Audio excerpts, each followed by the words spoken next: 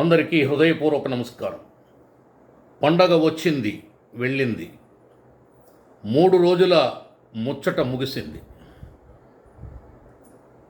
దేశ విదేశాల్లో ఉన్నటువంటి తెలుగువాడు, ఇతర రాష్ట్రాల్లో ఉన్నటువంటి తెలుగువాడు రాష్ట్రానికి వచ్చారు, మన గ్రామాలకు వచ్చారు. కుటుంబాలతో కలిసి పాత జ్ఞాపకాలను నెమరవేసుకుని ఈ 3 రోజులు పండగను ఆస్వాదించి పల్లెటూరుని కౌగిలించుకుని రేపో ఎల్లుండో క్షేమంగా మళ్ళీ వాళ్ళ దేశాలకు, వాళ్ళ రాష్ట్రాలకు, వాళ్ళ సిటీలకు ప్రయాణమై ఎవరి విధుల్లో వాళ్ళు తలమునకలయ్యే సమయం కూడా వచ్చింది.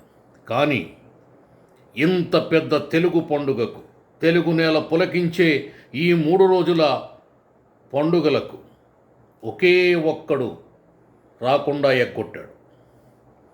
అతనే జగన్మోహన్ రెడ్డి.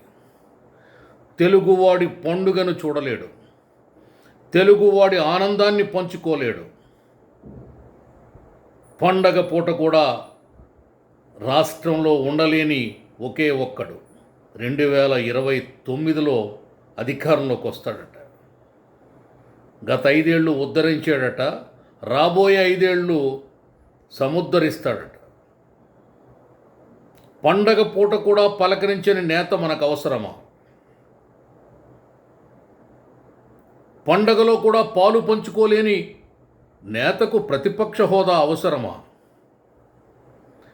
కనీసం పండగ పూట కూడా పలకరింపు లేని ఈ పార్టీకి ఈ రాష్ట్రంతో పనే ఉందని చెప్పి కూడా మనం ప్రశ్నించాలా వద్దా? దయచేసి ఒక్కసారి ఆలోచించండి. మన పండగలో, మన ఆనందంలో,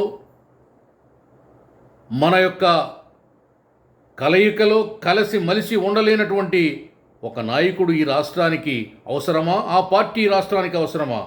అందుకే శాశ్వతంగా, సమూలంగా ఈ భోగి, సంక్రాంతి, కనుమ సాక్షిగా శాశ్వతంగా వైసీపీ పార్టీకి గుడ్ బై చెప్తాం.